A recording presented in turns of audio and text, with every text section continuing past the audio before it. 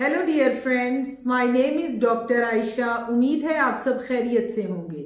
आज हम यहाँ पर दौराने हमल महफूज दौरानिये का जिक्र करेंगे कि हमल के कौन से महीने में जो हैं औरतें सफ़र कर सकती हैं और कौन से महीने ऐसे हैं जिनमें सफ़र करना ख़तरनाक है। अगर आप लोग मेरी इंफॉर्मेटिव वीडियोस को सुनना चाहते हैं तो मेरे चैनल को सब्सक्राइब कर दें। हमल का जो दौरानिया है वो 9 मंथ्स पर मुश्तमिल है, यानी 9 महीने है। फर्स्ट 3 मंथ्स, दरमियान के 3 महीने और फिर आखिर के 3 महीने।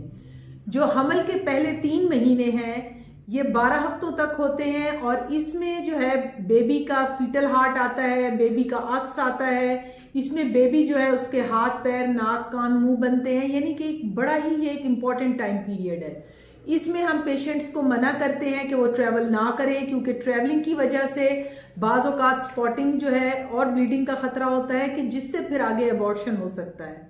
सेकंड ये होता है कि बाज़ लोगों को दौरान हमल जो है बहुत ज़्यादा वॉमिटिंग की शिकायत होती है और जब वो ट्रैवल कर रहे होते हैं तो नेचुरली बाज़ लोगों को दौरान सफ़र भी बहुत ज़्यादा वॉमिटिंग होती है, जिसकी वजह से उनको फिर हाइड्रेशन यानी कि डिहाइड्रेट होने का जो है वो ख़तरा होता है, यानी कि उनके जिस्म में पानी और नमकियात की कमी हो सकती है।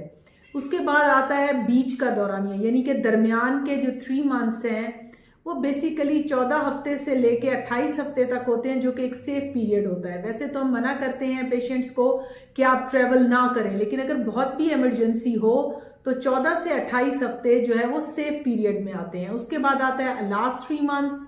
जो लास्ट 3 मंथ्स हैं ये बहुत इंपॉर्टेंट है, इसमें बिल्कुल ट्रैवलिंग नहीं करनी चाहिए, क्योंकि इसमें जो है बाज़ औक़ात PV bleeding, PV spotting, abruption, leaking, यानी कि ये वो टर्मिनोलॉजीज हैं जो आप लोगों को पता होना चाहिए कि जिसमें पेशेंट को ब्लीडिंग स्टार्ट हो सकती है, उनकी जो आवल यानी प्लासेंटा जिससे बच्चा खुराक लेता है फट सकती है या अपनी जगह से हट सकती है।